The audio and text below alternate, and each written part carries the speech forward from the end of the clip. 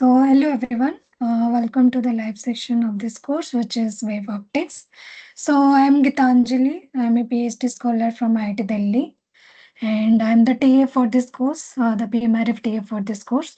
The basic idea for this live session is to first is to go through the lecture content that has been taught during each week.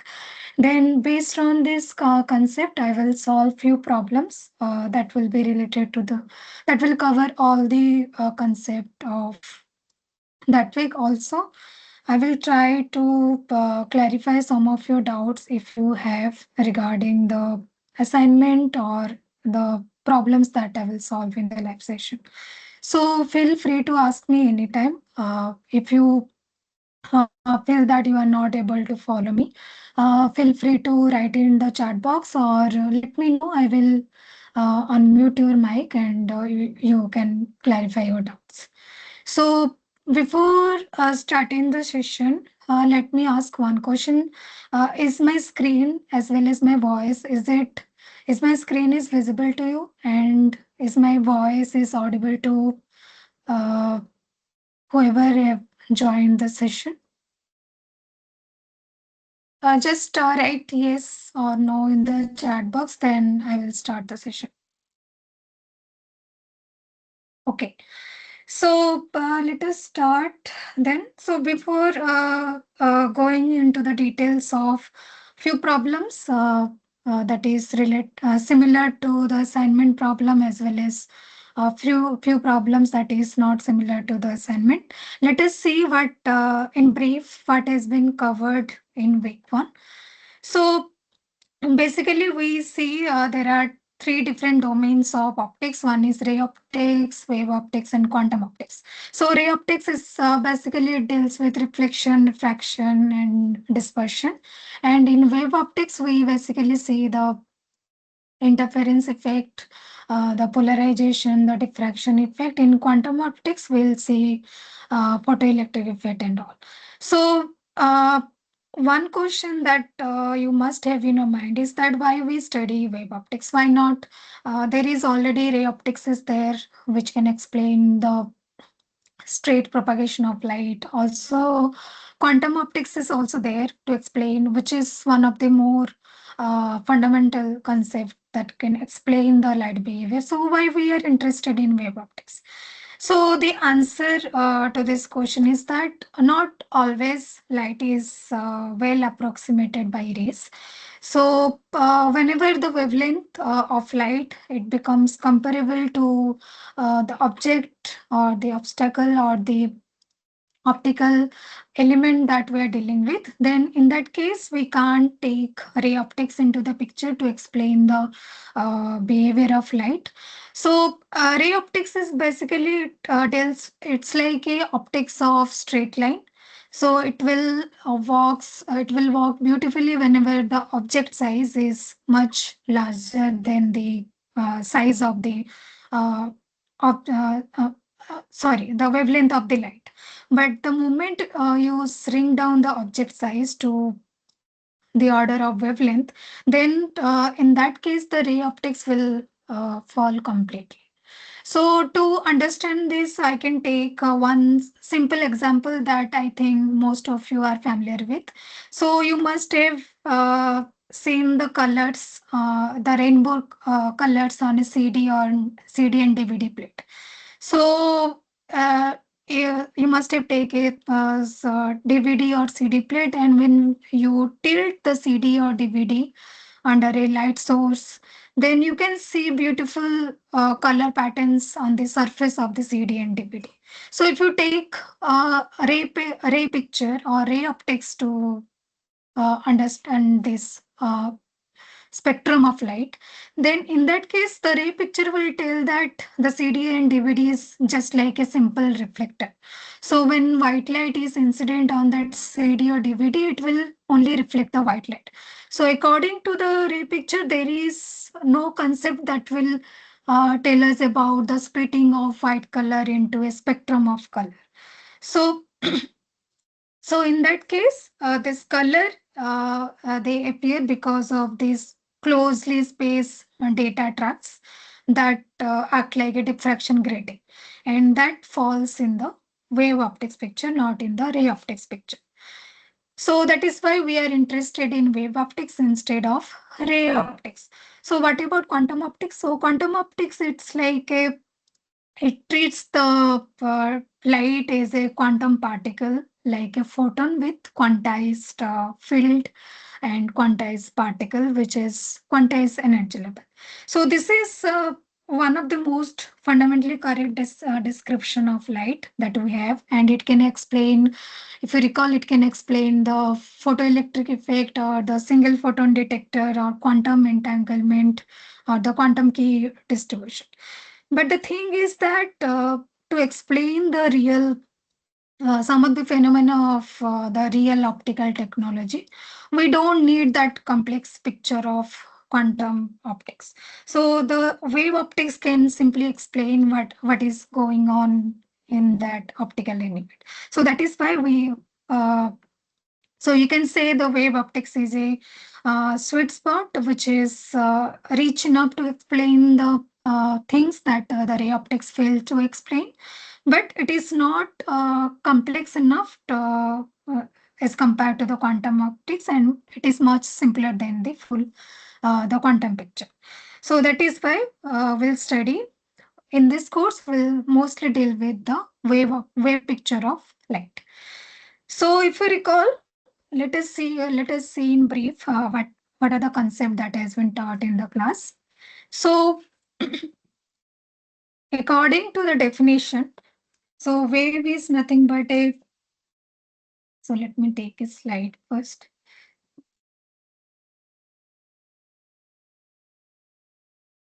So a wave is nothing but a disturbance, the propagation of disturbance that carries energy and the momentum. So it's not like every expression can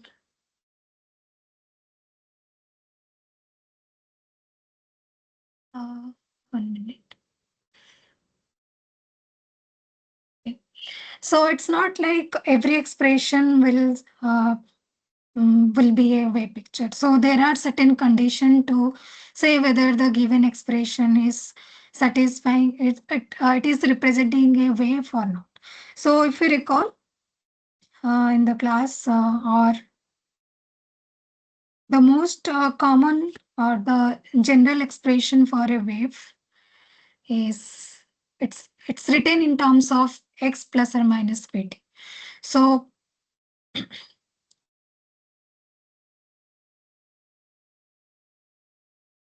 I think some of you are not able to join our call. Uh,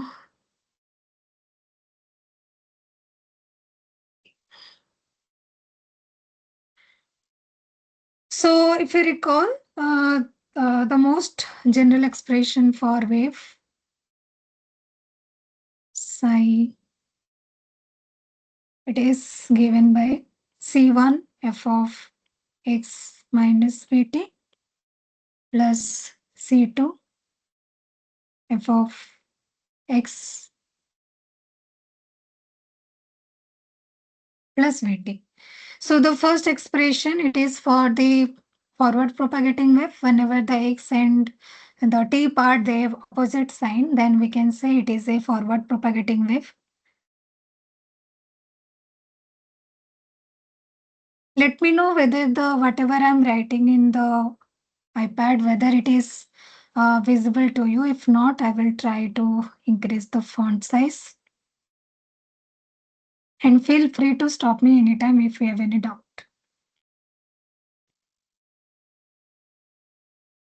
So this is the most general expression for a wave, and this wave, they satisfy one equation to represent that it's a solution of a wave. So the wave equation for 1D case, this is a double differential equation. Dou square by dou x square is 1 by v square, dou square psi by dou t square. In 3D, you can replace this double derivative by the Laplacian operator, and the right hand side remains the same. So this Laplacian operator, if you recall, they have different representation, like depending on the coordinate system, you can have different representation of the Laplacian operator. Like for Cartesian coordinate, it's dou square is dou square by dou x square, dou square by dou y square by dou square by dou z square. Similarly, in cylindrical coordinate system, you have different type of okay, well, I think one of you have doubt. Let me read out the doubt. Once ma'am, I had doubt in this one that was linear combination of both forward and backward. Wave cannot travel little bit forward, little bit backward. It must have a fixed direction, either forward, backward. So why linear combination? So the linear combination we are taking is to say that it's not like only the forward propagation is a solution to the wave equation. So the backward propagation is also a solution to the wave equation. So it's like a general form. So whatever you have said, like it's not like the wave will move forward then backward. But if you recall, most of the cases it will move in one direction until and unless it hit one object, like a reflector or any object uh, that blocks the propagation of light. So, like if you put a mirror on um, uh, the path of this light, then it's not like the forward propagating wave is there, but because of the mirror, there will be a backward propagating wave that will comes into the picture. So, so if you uh, take a time snapshot, like let's say t equal to 0, so it was moving forward, then at t equal to 0, it get reflected. So at this point, there is a possibility of both forward and backward propagating wave. So that is why instead of writing only one expression, we say it is the general form is both forward as well as the backward propagating. Okay. I hope the explanation is clear to you. If not, let me know. Okay, so the main concept is that it will move in one direction unless and until it hit a obstacle that changes its propagation path. Okay. And the linear combination we are taking is because of this double differential equation. You can say if you put psi1 or, or if you put psi2 or if you put psi1 plus psi2. Both satisfy the same differential equation. That is why we say that if psi1 satisfies the wave equation and psi2 also independently satisfies the wave equation, then the linear combination also satisfies the wave equation. Okay, so in the next part, we have taken one example of the wave, which is a harmonic wave. So harmonic wave is like one of the simplest kind of wave that you can have. It's nothing but a profile of sine and cosine. So we represent the displacement or the wave expression in the sinus harmonic wave is psi of xt is a sine a x plus or minus vt.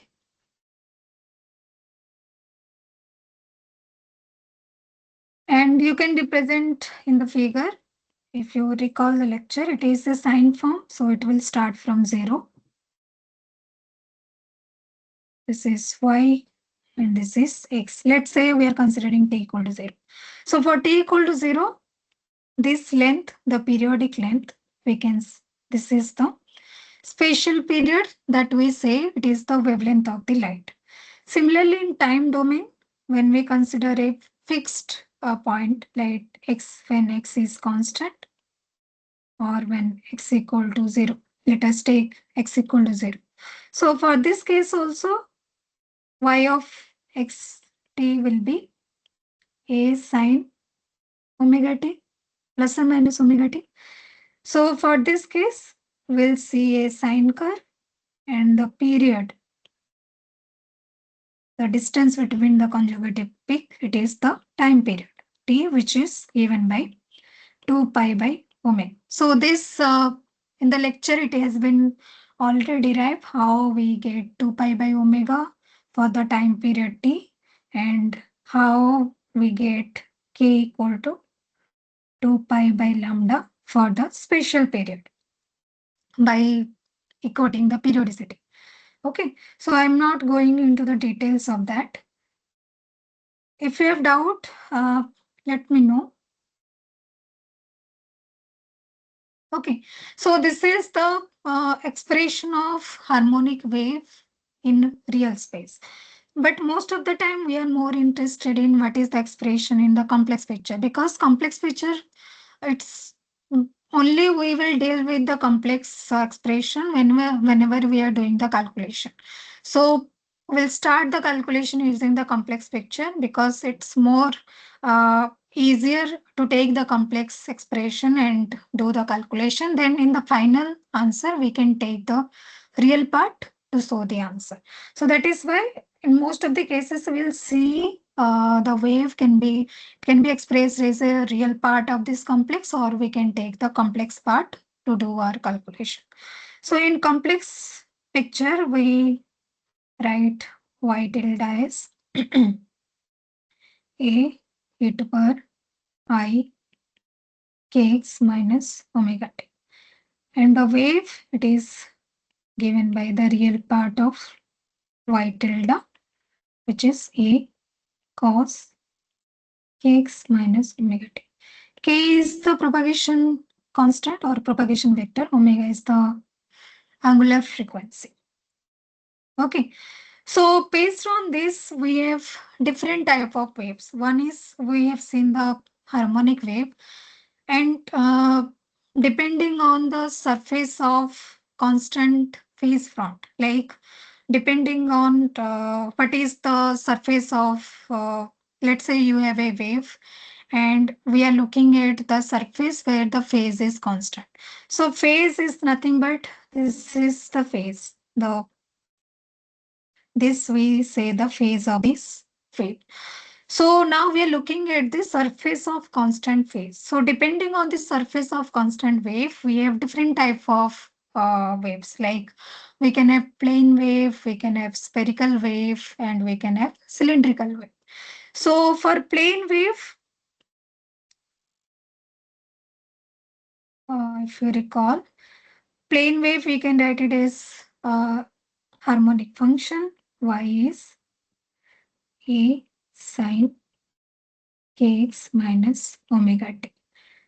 So this is the harmonic wave that we have seen earlier. And if you see the picture of the wave propagation, it is a sinusoidal function.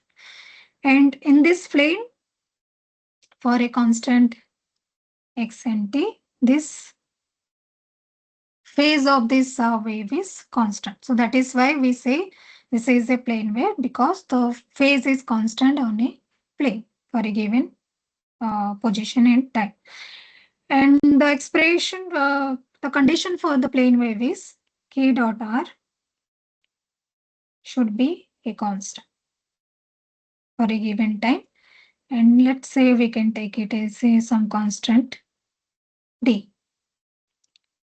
So this we can write it as kxx, kyy plus kzz is d.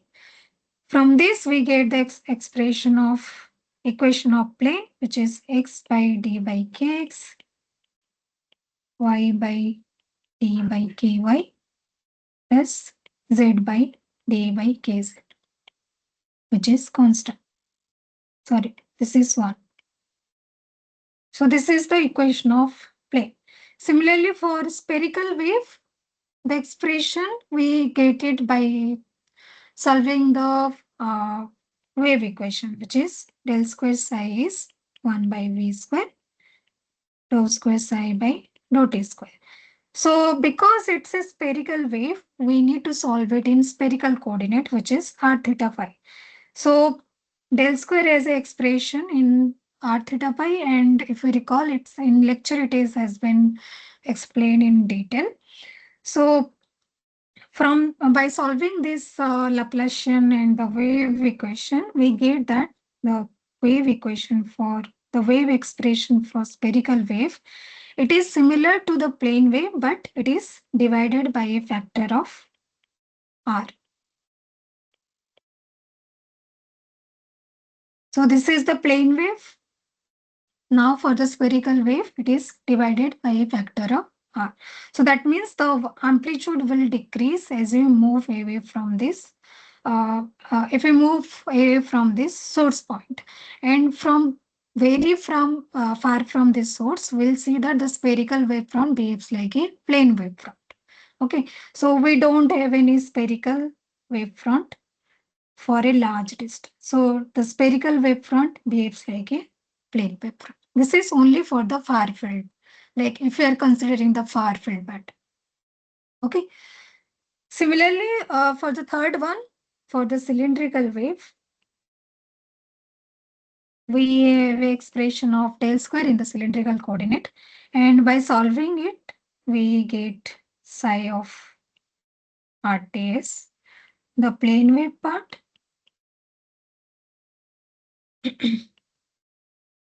divided by square root of r.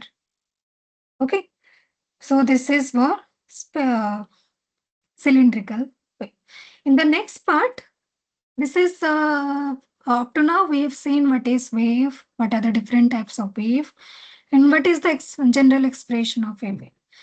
So the all types of wave we have, they must satisfy one equation, the four equation of Maxwell's. So all to check whether the wave is a real physical wave is it is whether it is representing a real physical field or not, we need to check whether it is satisfying the uh, Maxwell's equation. So besides the wave equation, we need to check the Maxwell's equation. So in free space, we have charge density is 0, also the current density is also 0. So the Maxwell's equation, first equation, if you recall, it is Gauss law of electrostatic, which is divergence of E is rho by epsilon. And for free space, it is rho is 0. So this is 0. Second equation is Gauss law of magnetostatic, which is divergence of B is 0. So this says magnetic monopole doesn't exist.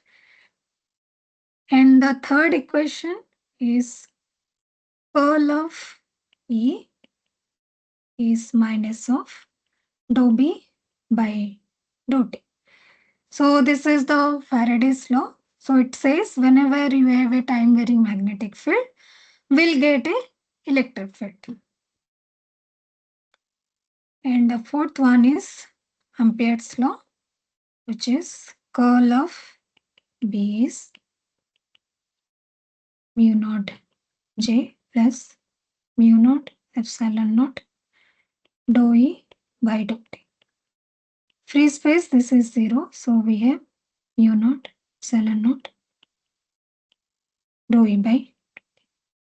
Now, if we look at the third equation, which is the Faraday's law, and when we take the curl of this curl of E, then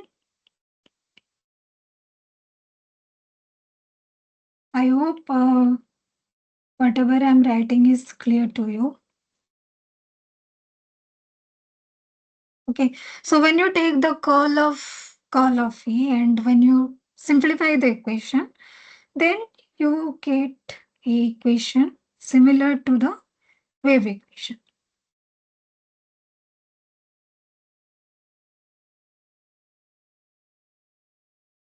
So that means the electromagnetic field, the Maxwell's equation that tells about the electromagnetic field. It is also behaves like a wave. It satisfies the wave equation. So that means the electromagnetic wave, it is also a wave and it propagates with speed c in free space. So if you compare this to del square psi 1 by v square, dou square by dou t square, which is the wave equation that we have seen earlier. So B is C here. So that means electromagnetic field, it travels with speed c in free space or vacuum.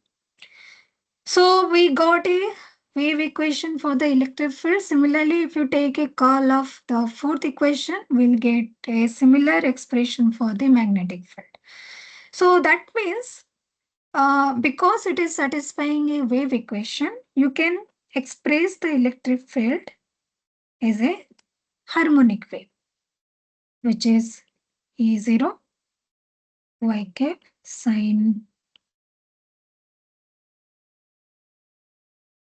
k dot r minus omega t, and B is B0. Let us not take polarization. Let's say this is in general. Sine k dot r minus omega t. Okay. So this is the expression for this electromagnetic field. And depending on the polarization, we can have different expression of this vector E0 and the B0. And for this electromagnetic wave, if you want to express what is the energy it is carrying, like wave is like a, as I said before, it is a self-sustaining disturbance which propagates with momentum as well as energy. So to find out what is the amount of energy it is carrying, so this is where the Poynting vector comes into the picture. So Poynting vector will tell us about the direction of wave propagation as well as the amount of energy that the wave is carrying. So by definition, it is generally we say Poynting vector is energy per unit area per unit time. Or you can say this is power per area, or it is the intensity. So the definition of Poynting vector is S is given by E cross H. Just remember this expression, no need to remember the final expression, okay? Because it may be confusing, you may get wrong answer. So just remember this fundamental equation. Everything you can take the Maxwell's equation to express it in terms of E or in terms of B. Okay, so in free space, you can write H is, or in a non-magnetic medium, you can write H is P by mu naught. So this is given by E cross B by mu naught. So we have the expression of E and B. By putting the expression of E and B, if you recall, finally we get a expression of S is K by mu naught omega E square. Okay. And by writing K is mod of K vector, we get this is C epsilon naught E square K. And the intensity of the wave is given by the average of this Poynting vector. So C epsilon naught E square average, C epsilon naught E square is A naught square cos square omega t minus K dot R, or K dot R minus omega t. And the average of cos square, it is half. So half C epsilon naught E naught square. So this is the intensity of, or the power per unit area for the electromagnetic wave propagating in one of this direction. Okay, so after that, what we have seen is it's a concept of superposition. So this superposition of wave, it will be useful when we'll study about the interference and the diffraction concept. Okay, so let's say you have a wave psi 1 and psi 2 and psi n. All this satisfies the wave equation.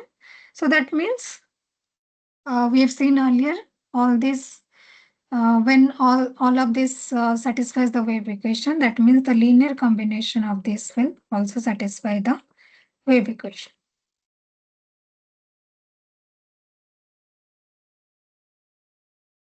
And to check what are the conditions for a constructive interference or the destructive interference, like the condition where we'll get a bright spot or a dark spot, for that let us take an example. Let's say we have a electric field expression of E1 is E1 0 amplitude cos kx1 minus omega t plus phi 1 and E2 is E2 0 cos kx2 omega 2 plus phi 2. We can take alpha 1 is kx1 plus phi 1 and alpha 2 is kx2 plus phi 2.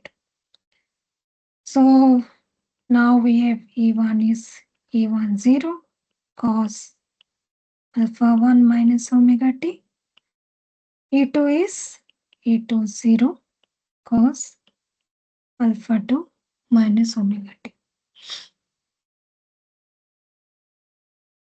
Okay, so from this we can take the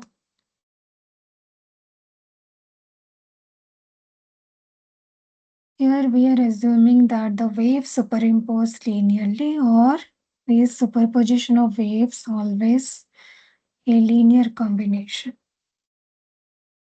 It's an interesting question. So here we are considering that they are superimposing linearly. Okay, so there is no non-linear dependence. So non-linearity will happen whenever. So that is a different domain. Non-linear optics, it's a different domain. So for our case, for now, we'll deal with the linear combination. Okay. So now we have E total as E1 0 or the summation of E1 plus E2. From this, what we have seen in the class is that you can write the total amplitude E0 as E0 square is E10 square plus E20 square plus 2E10 E20 cos alpha 2 minus alpha 1. Okay, so this is the phase difference between the two waves. So that means you can see the total amplitude of this linearly combined wave. It depends on square of amplitude of individual wave. Also, it depends on the power difference between them. So depending on the power difference, you can have cancellation of the amplitude or you can have addition of amplitude. So the condition that we arrived is that, so when delta is even multiple of 2 pi, even multiple of m pi, then we have E0 square is E10 plus E20 square. And when delta is 2m plus 1 pi, then E0 square is E10 minus E20 square. So consider a case where E10 is equal to E20. Amplitude is same for both the cases. So for that case, if you have a power difference of 2 pi m, they will add it up and will get 4 times of amplitude of the individual wave. But when the part difference is like this, then we'll see complete zero intensity at the final expression. So this you can see that how the part difference is influencing the intensity pattern. Okay.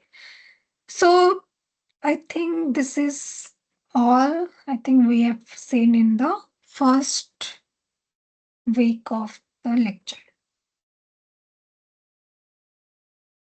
Now we'll solve few problems related to this concept. So let me know whether you have doubt in any of this concept. I will start solving the problems now. For now, I won't discuss the solution of assignment 1 because the deadline is, I think, it is in 5th of August. So after that, after the deadline, uh, we'll see in the details what are the solution of the assignment. And if you have doubt, I will try to clarify after the deadline, not before the deadline. For now, I will solve few problems that is more and less similar to the assignment problem, and some of the problems are quite different to what has been asked in the assignment. Okay, so what I will do? I will give you the questions and I will give you some time to think and to solve and let me know the answer whatever you are getting. If you are not able to not able to find out the answer, then I will show you the detailed answer. Okay, that way you can actively solve the problems. Okay, I think that will be useful for you also.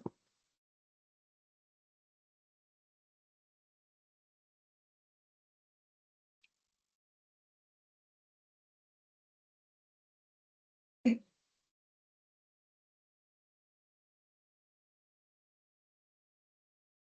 So the first question is quite a easier one. It says in a source-free region, the value of Maxwell's equation divergence of E is equal to.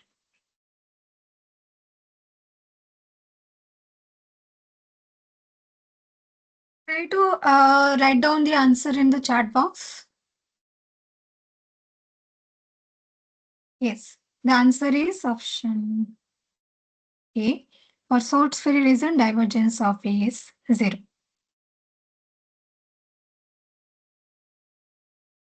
Okay, so the second question is, there are 3 vectors. One is, let me write down what the vectors we have. So there are 3 vectors. One is A, it is x I cap minus y j k plus z k k. Another vector B is x I cap plus y j k minus 2z k k.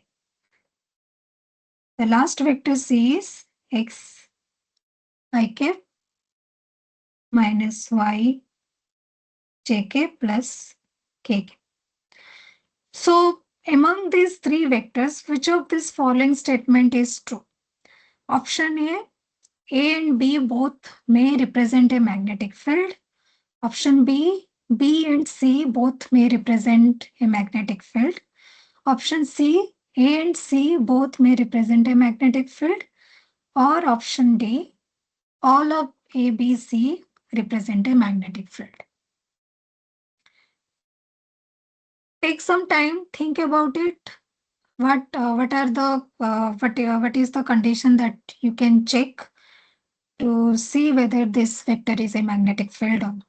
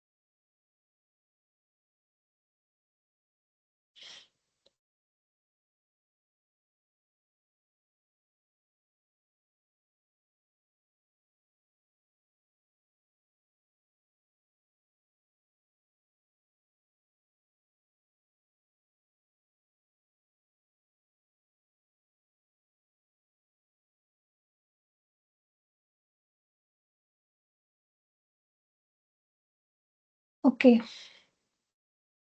Yes, you are correct. So the to check whether it represents a magnetic field or not, you can recall the Maxwell's second equation, which is divergence of B is always zero. So if it is representing a magnetic field, then the divergence should vanish. So which is quite easy. I hope everyone is familiar with how to take the divergence. If not, let me know. I will try to explain in detail. But for now, I will show you the solution. Let me know if you want me to show the details of the divergence. So, first, for a vector F to represent a magnetic field, we need to have divergence of F should be 0. And you can see A, B, C, these are all expressed in Cartesian coordinate. So that means you should take the divergence in terms of Cartesian coordinate. And in Cartesian coordinate, you can take the del operator. It is I cap dou by dou x plus j cap dou by dou y plus k cap dou by dou z. That means divergence of F. This will be I cap dou by dou x j cap dou by dou y, k cap dou by dou z dot f is also a vector. It can have three components: fx I cap, fy j cap plus fz k cap. So when we take the dot product, we'll get dou by dou x fx, dou by dou y fy plus dou by dou z fz. So let us check one by one.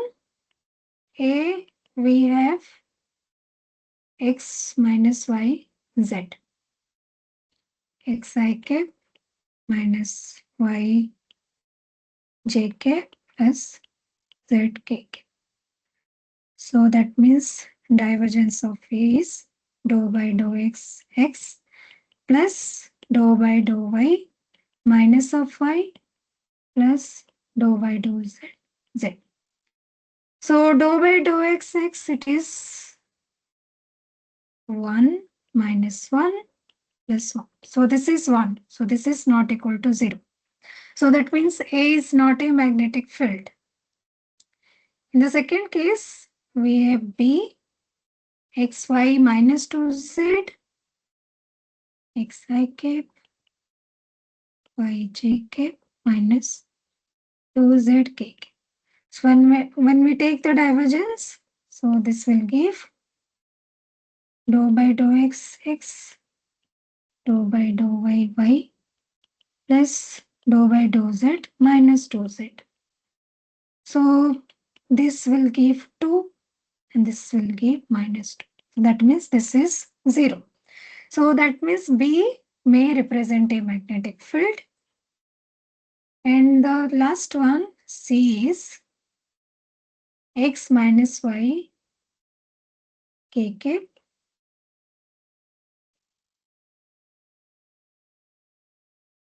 the divergence of C would be dou x by dou x minus dou y by dou y plus dou by dou z of 1. So this is 0 and this cancels. So this is also 0. So for both B and C, we are getting divergence is 0. So that means B and C may represent a magnetic field, but A is not a magnetic. So the answer would be option B. Okay, so let us move to our next question.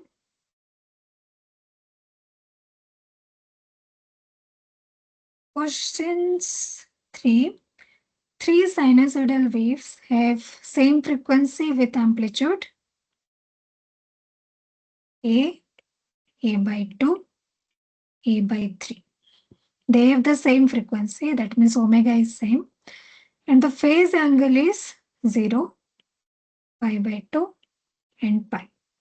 What is the amplitude of the resultant? Option A, 11a by 6. Option B, 2a by 3. Option C, 5a by 6. Or options D, 7a by 6.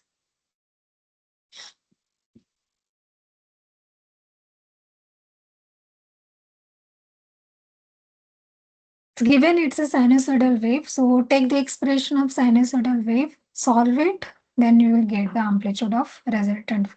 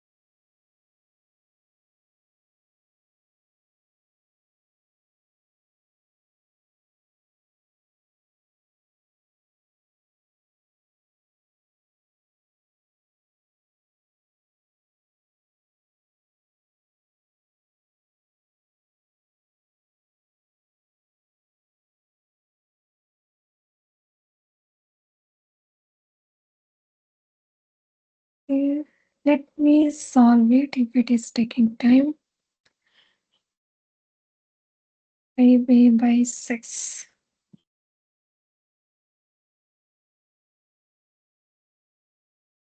Yes, you are correct. Answer is option C. So you may use the condition for the superposition principle. Okay, so it's given it's a sinusoidal wave. So that means you can take E1 as A cos omega t. For time being, let us not take the spatial part because we are interested in the amplitude. Okay, the initial phase is 0. Now for E2, it is amplitude is a by 2 cos omega t plus phase pi by 2. And for E3, it is E by 3 cos omega t plus pi. So this is minus of A by 3 cos omega t. So the resultant wave, it will have E1 plus E2 plus E3. So this is A cos omega t plus A by 2 cos omega t plus pi by 2 minus A by 3 cos omega t. So this is 2A by 3 cos omega t plus A by 2 cos omega t plus pi by 2. So this we can take, this is E01, this is E02. And we already have the expression for the net amplitude, which is E0 square is E10, or here I am taking E01 square, E02 square plus 2 E01, E02 cos of delta. It is the phase difference, and from phase you can see the phase difference is pi by 2. So E01 square, E02 square plus 2 E01, E02 cos pi by 2. This is 0. So E0 is square root E01 square plus E02. So this will give 2A by 3 square plus A by 2 square.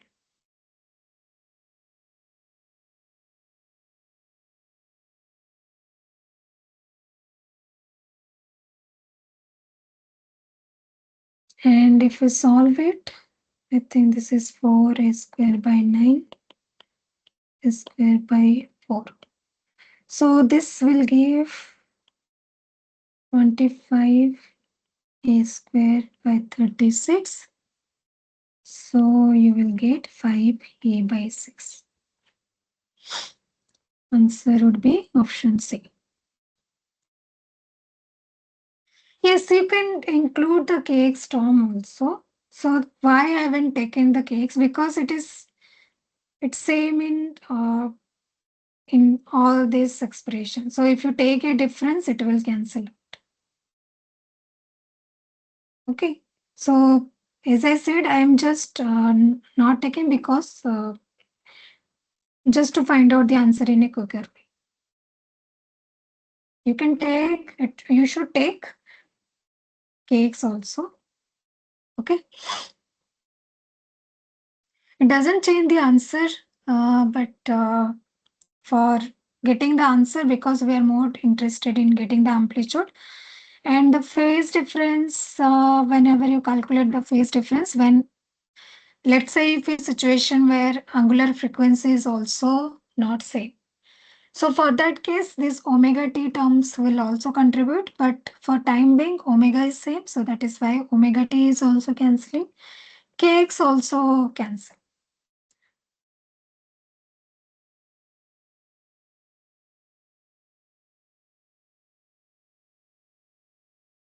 So is this clear?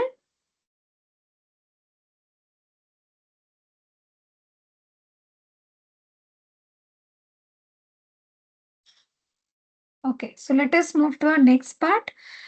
So it's given, it's a conceptual one.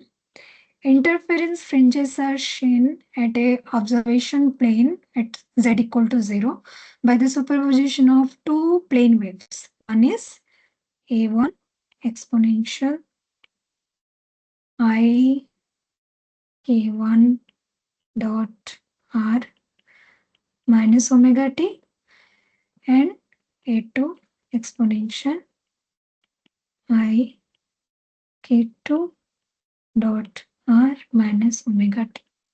So also we are interfering this two wave and we are seeing the interference fringes at the screen at z equal to 0. A1, A2 are the real amplitude. What is the condition for interference maximum? Can you recall what is the condition for interference maximum? First is K1 minus K2 dot R is 2m plus 1 pi. Second is K1 minus K2 dot R. Okay, my screen is visible. K1 minus K2 dot R is 2m pi. Option C is K1 plus K2 dot R is 2m plus 1 pi, or option D, K1 plus K2 dot R is 2m pi. So for interference to be maximum, you need to check the phase difference. What is the condition for the phase difference? And where is the phase? Phase is this part. This is the phase part. Take the phase difference, equate it to the condition.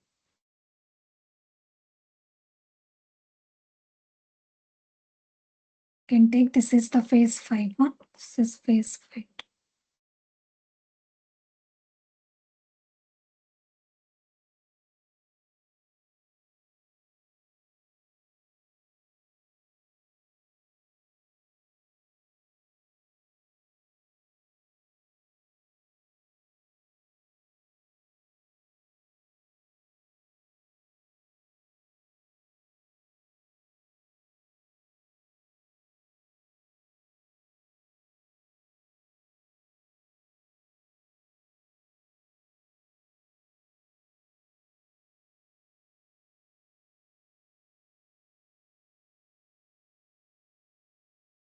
Okay, so if we recall the superposition, then it's also says what are the condition for the interference. Yes, interference fringes are not covered, but the condition is covered. Like it's similar to the superposition condition, when we'll get maximum amplitude or when you will get the minimum amplitude. So if you recall, we have seen two waves. A1 is E01 cos A dot R minus omega t plus phi 1, and E2 is E02 cos K dot R minus omega t plus phi 2. So we have taken the linear combination, we have superimposed these two waves and we got that E0 square is E0 square plus E02 square plus 2 E01 E02 cos of delta. So this is the factor that is influencing whether the amplitude will be maximum or whether the amplitude is minimum. What is the expression for delta? Delta is the phase difference, that is phi 1 minus phi 2 or phi 2 minus phi 1. So this will give A dot R minus omega t. So let us take a different notation. This is phi 1 minus phi 2 plus phi 1 minus K dot R minus omega t plus phi 2.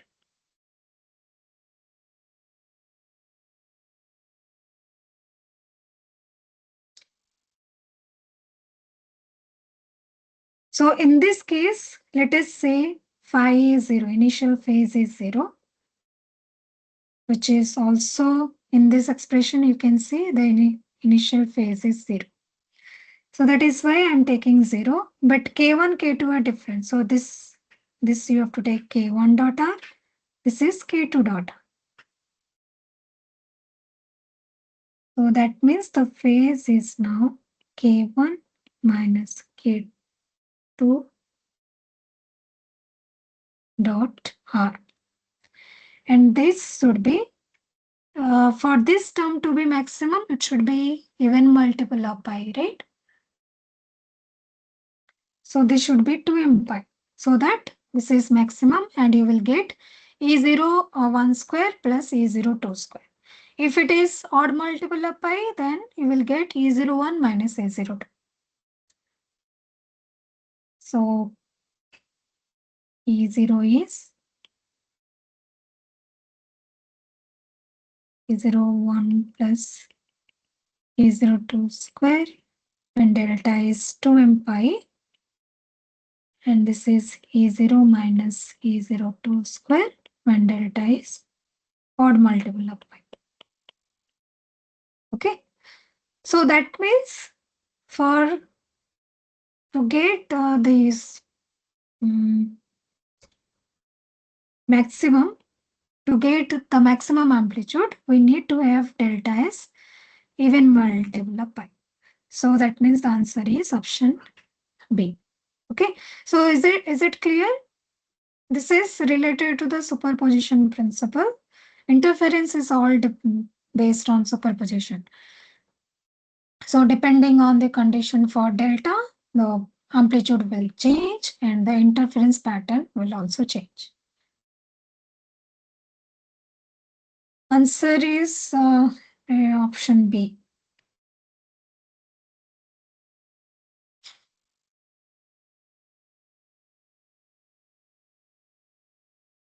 Okay, so let us move to our next problem. It's given there is a plane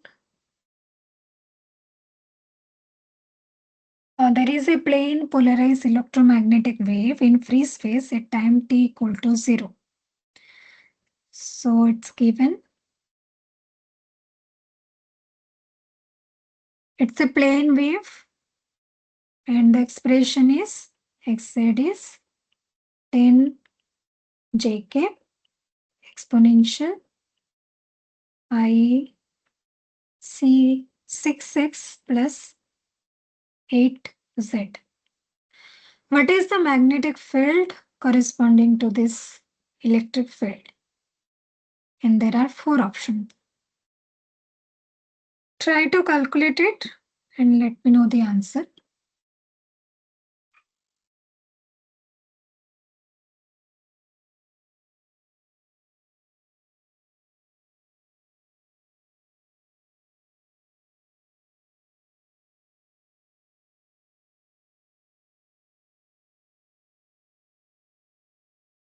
So you have the electric field here. You need to calculate the magnetic field. And if you recall, this electric field and magnetic field, they are interrelated by Maxwell's equation. So if you know one, then you can easily find out the other field. So use this Maxwell's equation to calculate the expression for the magnetic field.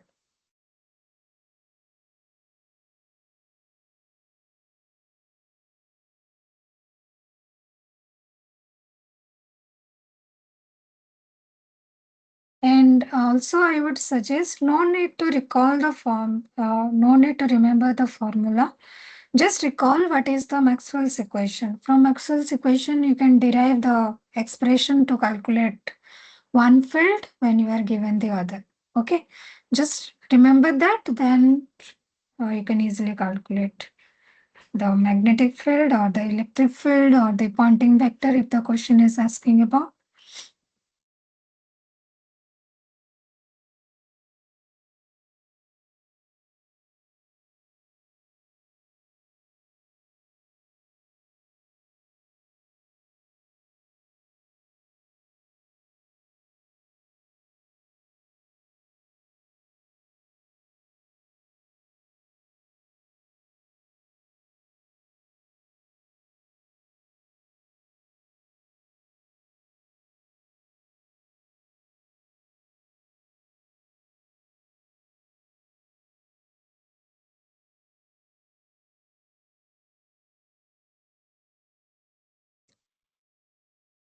Okay, good. The answer is correct. The correct answer is option A. Yes. So here you are given the electric field And if we recall the Faraday's law, that is curl of E is minus of dou B by dou T. And for harmonic wave like this, you can simplify this del S. Whenever you have a delta operator, you can write it as Ik, and for dou by dou T, you can write it as minus of I omega. So this will simplify the calculation. So that means now you have Ik cross E is I omega B. So that means we can calculate the B as K cross E by omega. Or you can simplify it further. It's given it is in the free space, right? So that means in free space, it travels with speed of light c, which is omega by k. So this k vector, you can write it as mod of k by omega, k unit vector cross E. So this is 1 by c, k cross E. So now the whole point is calculate what is the unit vector corresponding to the propagation vector k. And this is quite easy to calculate. So if you see the expression of electric field, you can see all this, okay, in the expression, its density is also given, and it is same. No, for this case, it is same. For this case, it is different. So that means we have to calculate omega also. Okay. So k unit vector is, if you see, it is 6x plus 8z. So that means this one is kx, this one is kz. So k unit vector is k by mod k. So kx I cap, kz k cap by mod k. This is 6 I cap plus 8 k cap by c by 10. And this is the unit vector, and omega is ck, which is k is mod of k is 10. So this is 10c. Okay. So b is 1 by c k unit vector cross E. 1 by c 6 I cap 8 k cap by 10, and E is 10 j cap exponential I 6x plus 8z minus 10z. So 10 will cancel, and I cross j will give kk, and k cross j will give minus ik. Exponential I 6x plus 8z minus 10z. Okay. So you will get option A. This is the answer. So is this clear, this problem?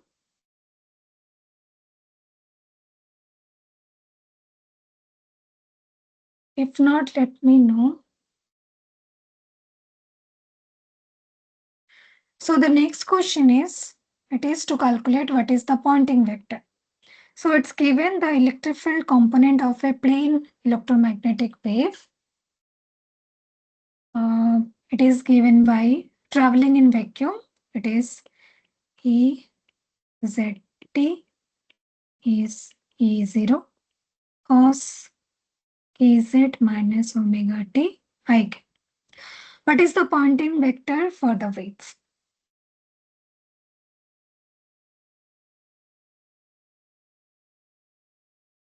If you recall the Poynting vector, it is given by E cross H. So that means you need to calculate H also, and you need to take the cross product. I think it will take some time. Let me go through the solution. If you have doubt or if you're getting any other answer in between, let me know. I will try to verify the answer. Okay. So A is given, and as we have seen in our earlier question, you can calculate B as 1 by C A cross A. So this is for the vacuum case. If you have a material, this C will replace by V. Okay. If you have a vacuum, this is C. So first K cap, you can see the expression of the electric field. It is Kz. That means K cap is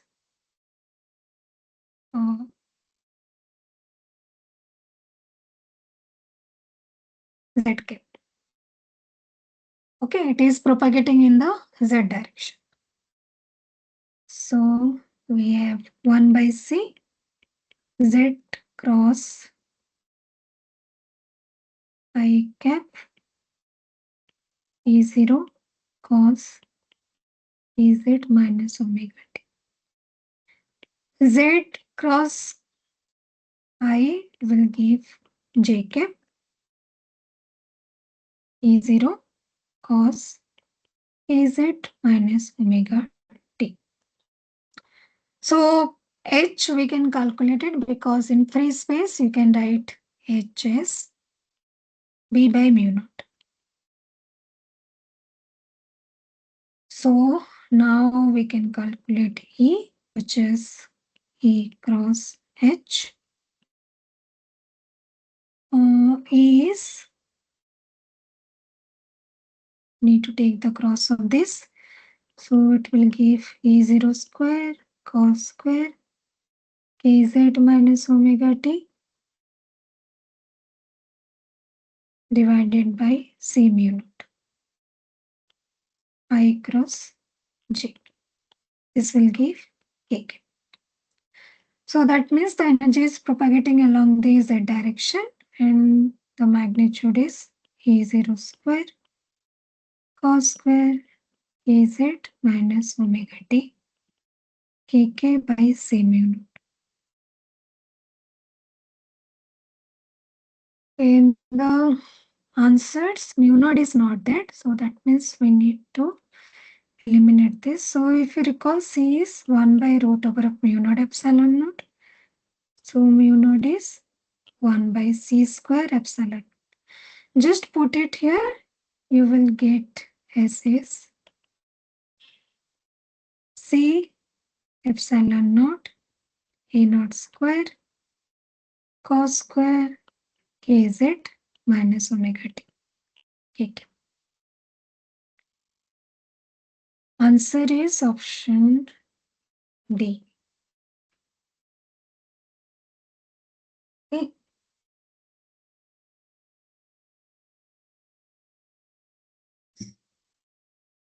Let us move to our next problem. It's given, consider the function psi of xt. Psi of xt as 0.04 sine 2 pi x by 6 into 10 to the minus 7 plus t by 2 into 10 to the minus 15. Where everything is in SI unit, the first thing you need to verify is that does this expression have the form of wave? And in the second part, you need to calculate the frequency, wavelength, amplitude, direction of wave propagation,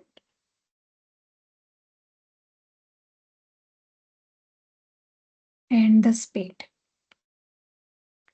First, check whether it is a wave or not. So for that, what you need to do, you need to check whether it is satisfying the wave equation or not. So anyone can tell whether it is a wave or not. You can simply see the expression. It's a sinusoidal wave.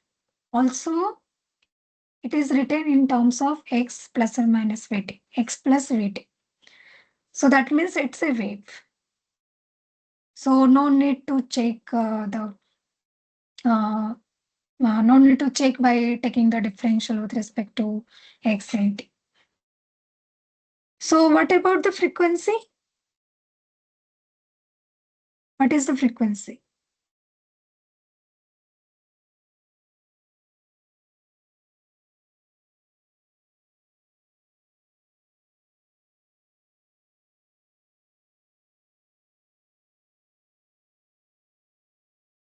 So for frequency, what is the component or coefficient you need to look for?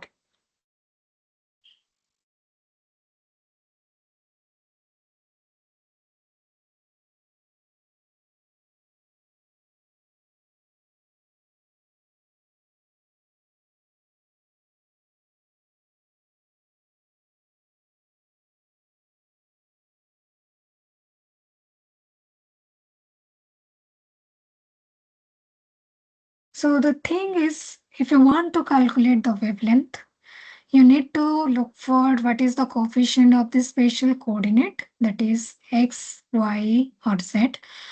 For frequency, you need to look for the coefficient that is near t. So we write the function is kx plus or minus omega t. So that means whatever it is near next to this spatial coordinate, it will give k. From k, you can calculate the wavelength, and from omega, you can calculate the frequency. We use V is frequency lambda here. Yes, you can use, well, if you want to calculate the speed, you can use frequency and lambda. And lambda can be found from k. Yes. Okay, so first see the frequency. So frequency is the term next to t, and this is 2 pi divided by 2 into 10 to the minus 50. So omega is 2 pi 2 into 10 to the minus 50. And omega, which is the angular frequency, if you recall, it is 2 pi f, which is 2 pi by 2 into 10 to the minus 50. So 2 pi will cancel. Frequency is 5 into 10 to the 14 hertz. So we have the frequency now. For lambda, it is straightforward. So you can see for lambda, we need to calculate k. So k is 2 pi by 6 into 10 to the minus 7, which is 2 pi over lambda. So that means lambda is 6 into 10 to the minus 7. Okay. Next is the amplitude. This is also straightforward. Amplitude is the maximum part of the wave, which is the maximum of sine is 1. So that is why the maximum of the wave size is 0.04. Now, can anyone tell me what is the direction of propagation? Whether it is in the positive direction or in the negative direction?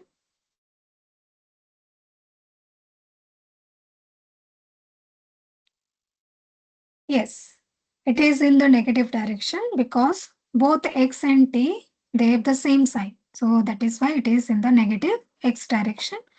And for the speed, you have frequency also lambda. So speed is frequency into lambda. Or I think in the lecture, frequency is written by nu to lambda. So 5 into 10 to the 14 Hertz, 6 into 10 to the minus 7. 3 into 10 to the power 8 meter per second.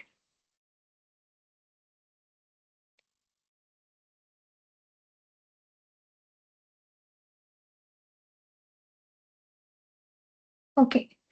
Question number 8. It's a straightforward question. It's given, consider the propagation of electromagnetic wave in a linear homogeneous isotropic medium. We'll see in detail what is homogeneous isotropic medium. But for now, let us see what is the condition given. So it's given, it's a medium with electric permittivity epsilon and magnetic permeability mu. For a plane wave of angular frequency omega and propagation k, propagating in the medium, Maxwell's equation reduces to. So what is the simplified expression of Maxwell's equation when you have a plane wave with angular frequency omega and the propagation vector is k? Which of this following is the Maxwell's equation after simplifying using the plane wave? So you just need to remember this simplified expression so that you can calculate the B or the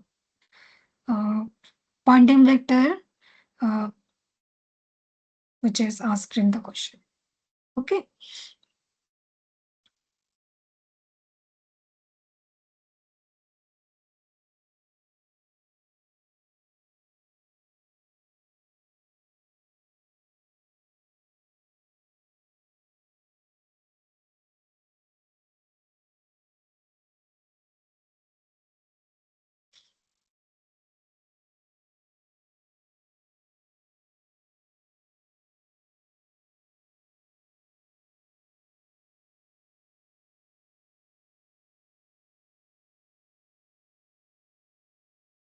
Recall the Maxwell's equation. It is divergence of E is 0, divergence of V is 0, curl of E is minus dou B by dou T, and curl of H is dou D by dou T, or this is epsilon naught, or for medium you can write epsilon dou E by dou T.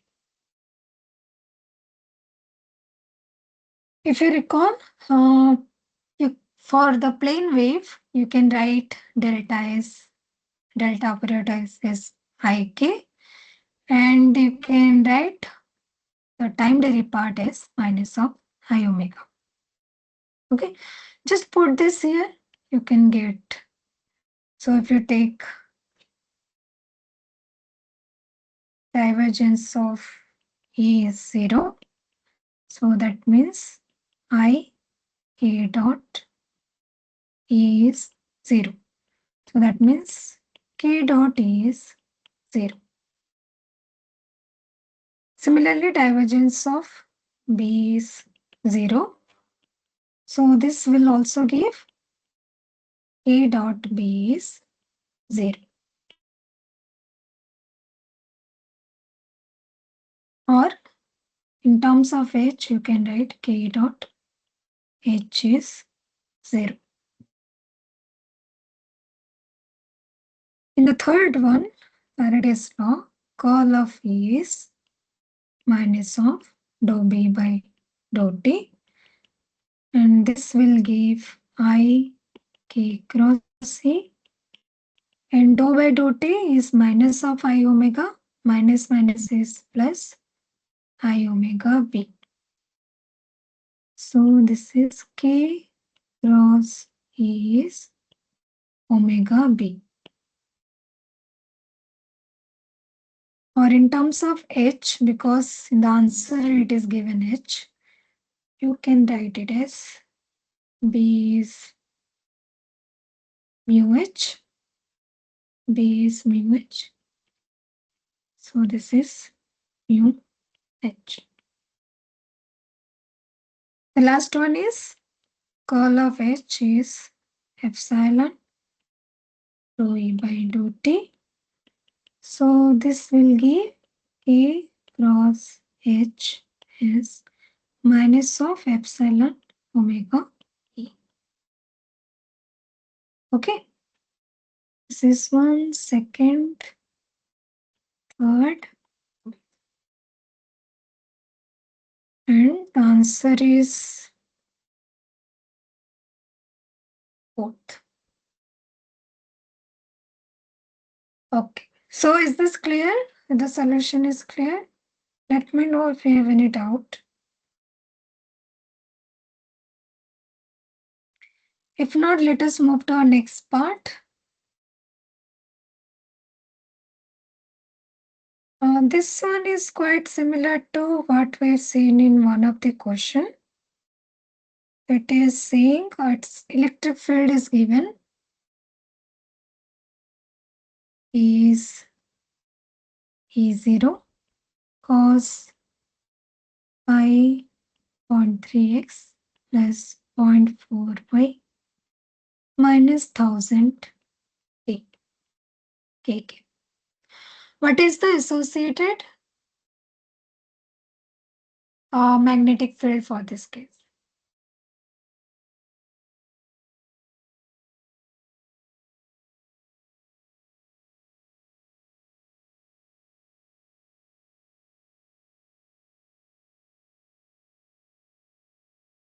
So because it was quite similar to what we've seen earlier, let me go through the solution in quick. So you can calculate, recall B is A cross E by omega. So we need to calculate K first, then we can take the cross and calculate the B. From the expression, you can see K is 0.3 pi ik plus 0.4 pi jk. And omega is 1000 pi. And this wave, because this spatial part and the t part, they have opposite sign. So it is a forward propagating wave. So K, this is positive. Now we can calculate B. So B is K cross E by omega. So 0.3 pi I cap plus 0.4 pi J cap cross K cap E0 cos pi 0.3x 0.4 pi minus 1000 divided by 1000 pi. So here, if you simplify it further, this will give 10 to the minus 4, 4 ik minus 3 jk is 0 cos whatever expression is there in this part. So answer is option B. Check once whether you are getting this or not. Okay. Let us move to our next problem. It's given verify psi of xt, which is given psi of xt is exponential minus 4ax square plus bt square plus 4 root over of abxt. Verify that it satisfies the wave equation and calculate the speed and the direction of propagation. Given this, calculate the speed, check whether it is satisfying the wave equation or not, and what is the direction of propagation.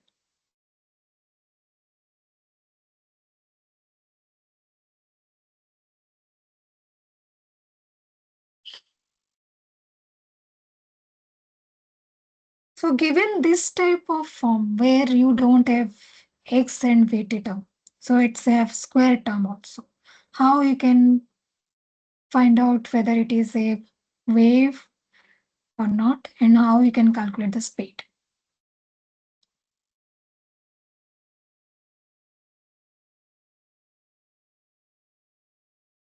Can anyone guess how you can do it?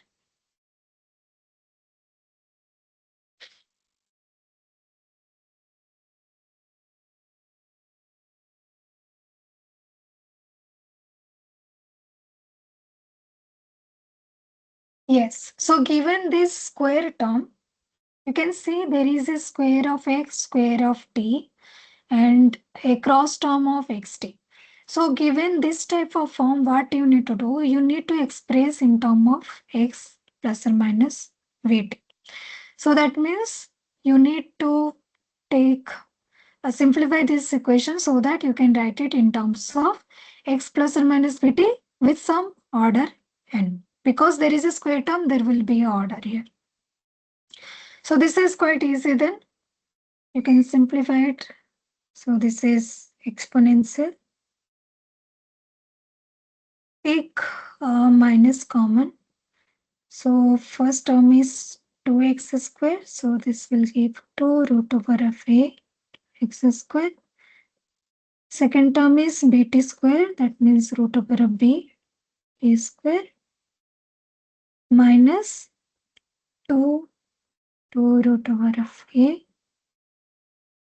root over of b xt, which will give 4 root over of a b xt, which is here. So that means this form is similar to this term. And this is nothing but a minus b whole square. So exponential minus 2 root 2a x minus root b t square. And this form we are more familiar with. So you can write it as exponential minus some k x minus omega t square. So this is already in terms of x plus or minus vt. So that means this is a wave. And you can check it by taking the differentiation also. So if you take dou by dou x, so this will give minus 2 kx minus omega t k psi, and double derivative will give minus 2k square psi plus 4k square kx minus omega t square psi. And you can check the dou psi by dou theta. So this will give minus 2 omega squared psi plus 4 x minus omega t square omega squared psi. And when you divide by v, omega by v, it is nothing but k square plus 4k square kx minus omega t square psi. So this term matches with the double derivative of x. So that means this is a way. Okay. Now the next part is to check what is the speed and what is the direction of propagation. Direction of propagation is quite easy because you can see it here. It is kx minus omega t. So that means it is propagating in the positive x direction. And for the speed, can anyone tell what will be the speed here? Given psi of xt is this, what will be the speed?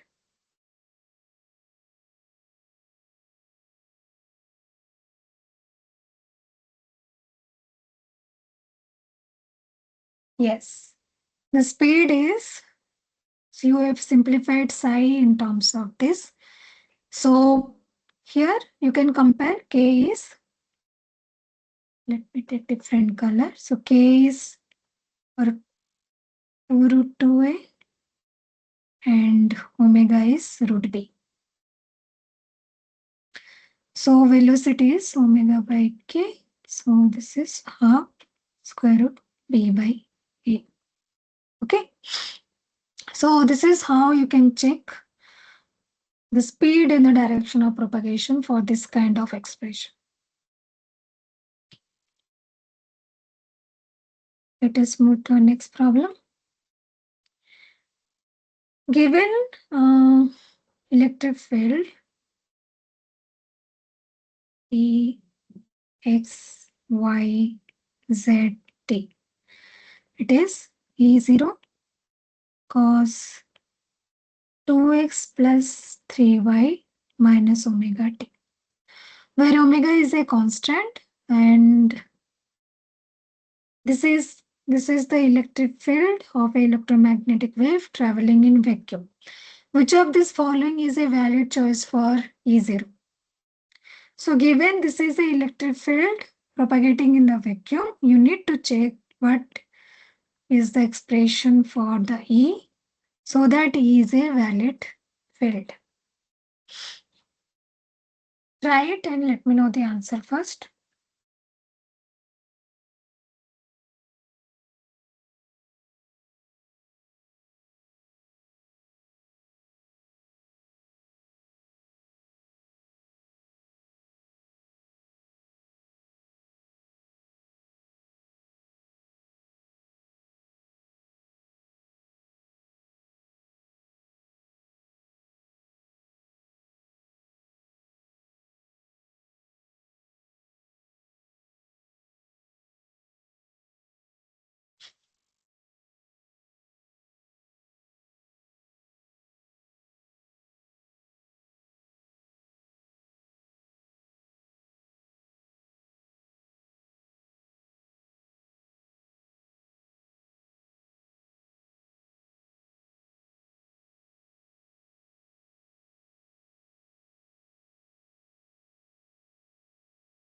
What is the concept that you can use it here to check whether it is a field or not?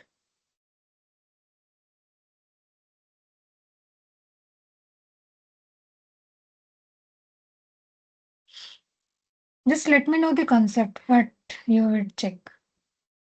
Yes. So to check whether it is a field or not, you need to check the Maxwell's equation. So similar to B, in one of our question, we have checked whether uh, B, which of this following vector is a physical magnetic field. So similar to that, if the question is asking whether what is the condition for this to be a field, you need to check the Maxwell's equation, whether it is which of this following satisfies the Maxwell's equation. So given this is electric field, so you can check instead of checking the curl one, just check the divergence. But because it is easy to calculate the divergence, then the curl.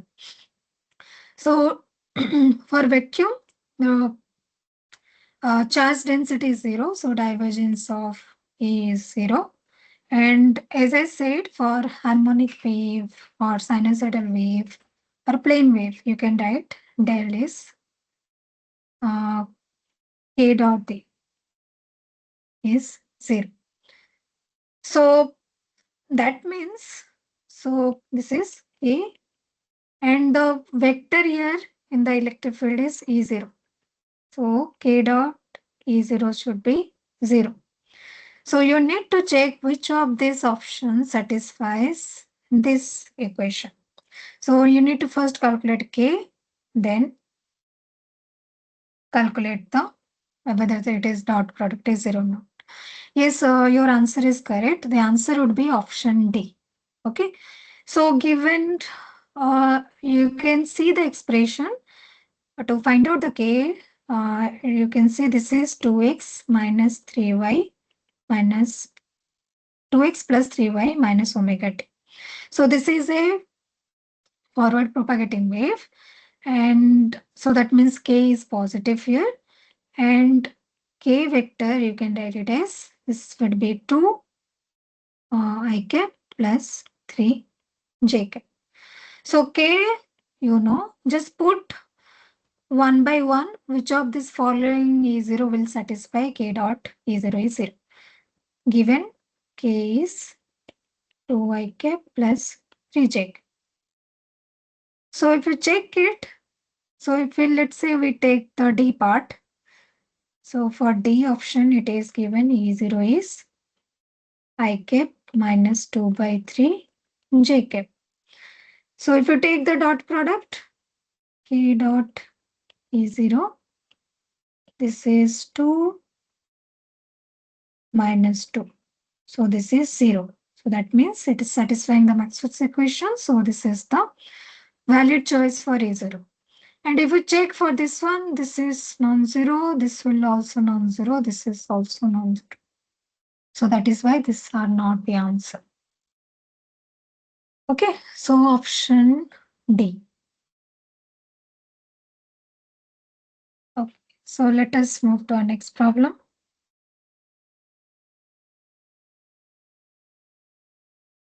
Electric field is given and you need to calculate the Poynting vector.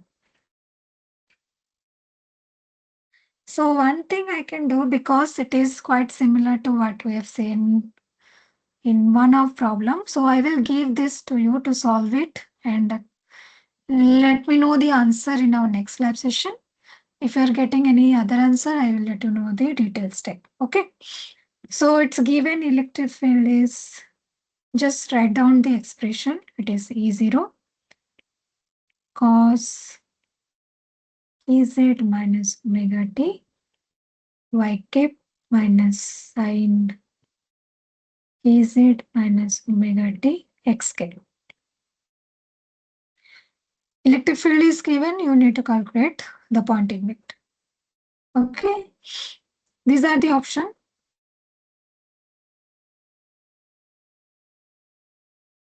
The next question, it's given the intensity of a laser beam in free space is 150 milliwatt per meter square.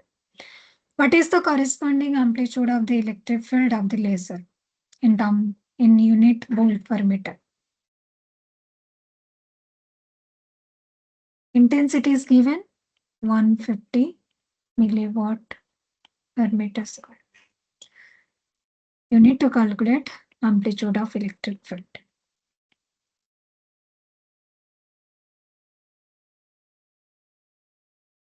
So calculate it and let me know the answer first. Then I will show you the steps.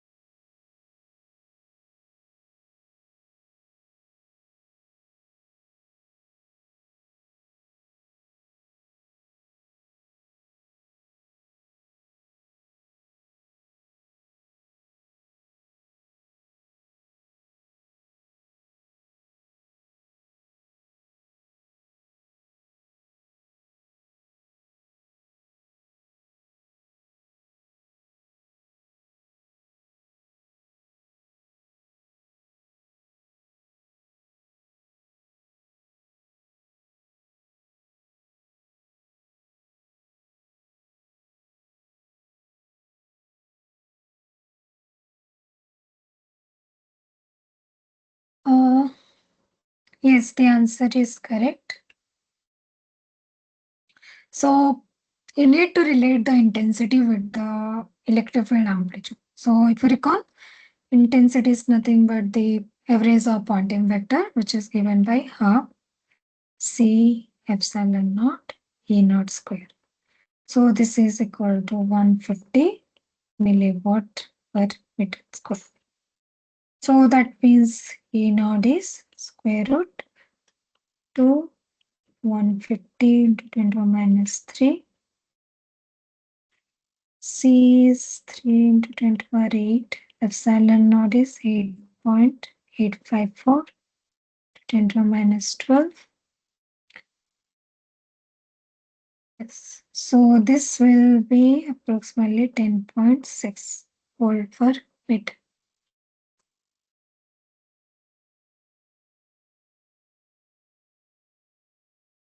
Okay, so let us move to our next problem. Question number 14. The call of a vector quantity is given by option A. So let me know what is the answer for this.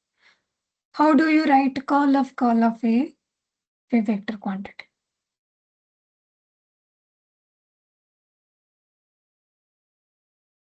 So if you recall the vector identity, which we've used to calculate the wave equation for electric field or for the magnetic field. So this is the curl equation. Okay. See, there is a divergence here. So this is not the answer. This is also not the answer. This is. So curl of is gradient of divergence of A minus del square A. Option D.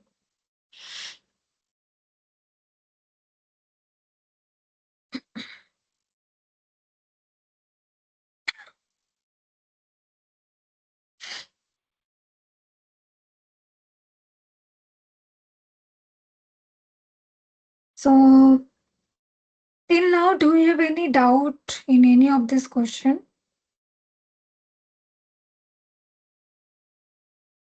Please feel free to ask me because now we only have 10 minutes for this live session. If not, then we'll move to our next problem. Okay. So in the next question, it's given a wave is represented by the equation.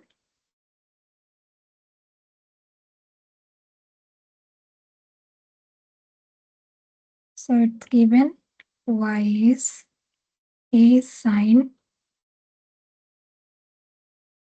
and pi x plus 15 pi t plus pi by 3. Where x is in meter, t is in second. What does the expression represent?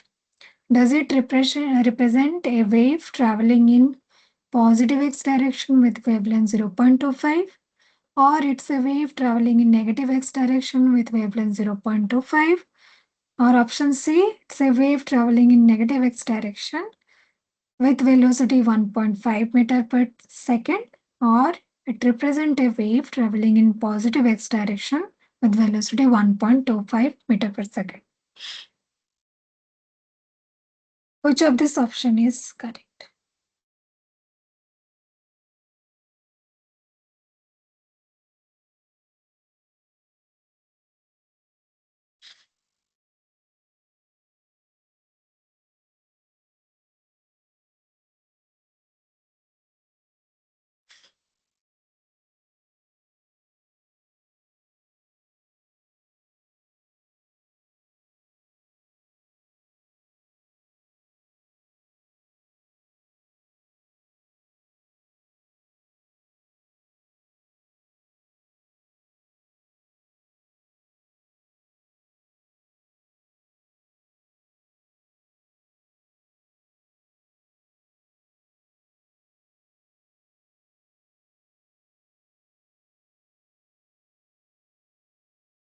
A. Yes, answer is correct.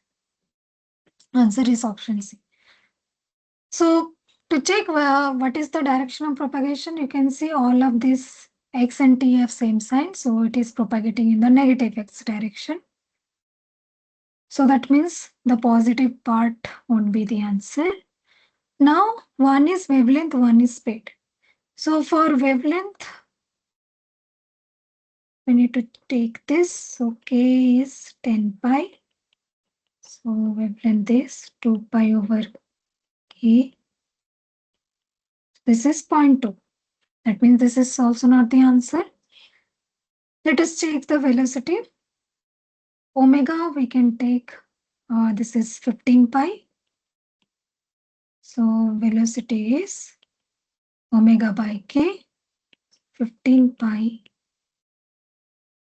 at 10 pi, so 1.5 meter per second. So that means answer is option C.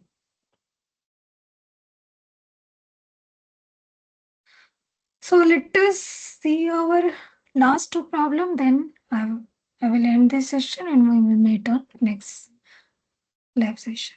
So the second question is, 16th question is, which of this following is not a Maxwell's equation? Option A, divergence of D is rho. Option B, curl of E is minus 2B by 2T. Option C, D is epsilon E. Or option D, curl of H is J external plus dou D by dou T, which is not a Maxwell's equation. I think everyone can answer for this one. No, it's not a trick question. It's quite straightforward. Yes. So C is not a Maxwell's equation. It's a constitutive relation between D and E. Okay. Question number 17. The electric field and magnetic field amplitude associated with the electromagnetic radiation from a point source BA at a distance r from the source is. So what is the variation of electric field, magnetic field for a point source on the radial distance r? Whether E and B are constant as we move away from the source, or E and B both are inversely proportional to R, or option C, E and B inversely proportional to R square, or option D, both are inversely proportional to the third power of R. So for a point source, what will be the dependence of E and B on R? So recall the type of wave that we have discussed. One is plane, spherical, and cylindrical.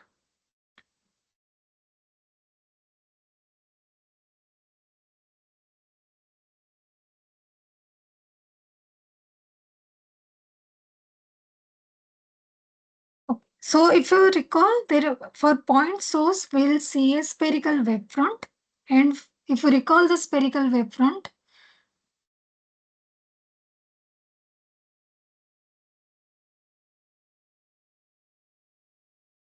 okay, it's a point source, so can we not apply Coulomb's law? Uh,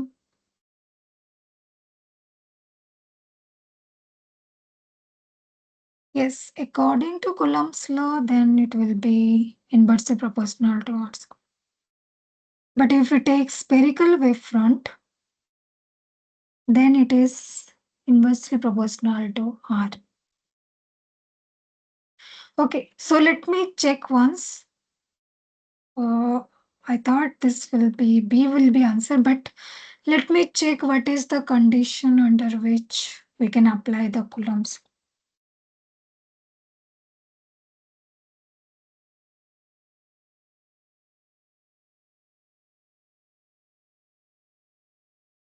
Okay, let me check this once. Okay, we'll check and let you know the answer.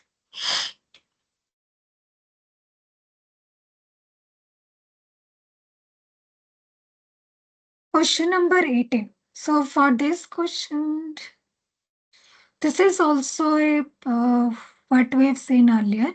Given you are given magnetic field X, Y, Z, and T, which is B0 sine X plus Y A by root 2 plus omega T K. So you are given a magnetic field, you need to calculate the electric field. So I will let you to solve this one and let me know the answer in our next lab section. Okay. Okay, so I think this is all for today. I hope whatever I have discussed and the problems that I have solved, it is clear to you. We'll meet on next Tuesday, same time from 6 to 8, uh, on every Tuesday, to discuss what is been covered in week 2, also to solve the problems of week 2. Okay. Please say the notes. Yes, I will say the notes. The notes as well as the videos will be available to you. Please wait for some time. You will get the link for that. Okay.